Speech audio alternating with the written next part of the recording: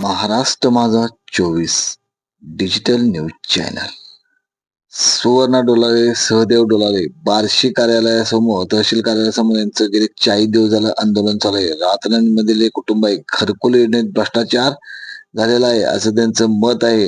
रातनमधील ग्रामसेवक व लिपिक यांच्यावरती त्यांचे आरोप आहेत. घरकुल योजनेत भ्रष्टाचार झालेला आहे. BDO यांनाही त्यांनी निवेदन दिलेलं आहे. BDO यांनी भेट घेतली आहे. त्याचबरोबर BDO यांनी त्यांना आश्वासन दिले. हो साहेब, काय तुम्ही असं निर्णय घेतलाय? तुम्ही 40 दिवस झाले आज इथं. त्यांचे सगळे आपण विषय मार्गे लावलेले आहेत.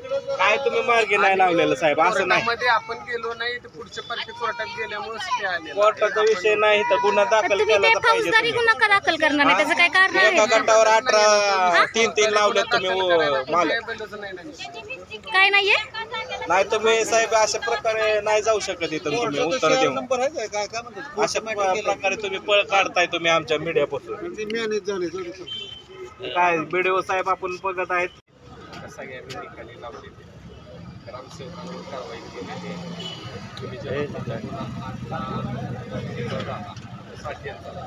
साठ्यांचा नमुना 8 आहे तसा केलेला आहे.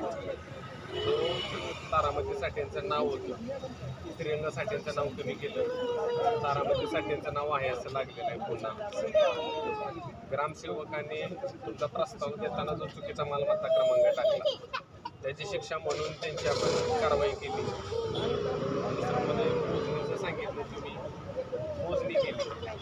ऐका ना, गावकऱ्यांची मोजणी ऐका ना, ग्रामपंचायतच करत असते, कोणी करत नाही. ज्यावेळेस सिटी सर्वे तिथं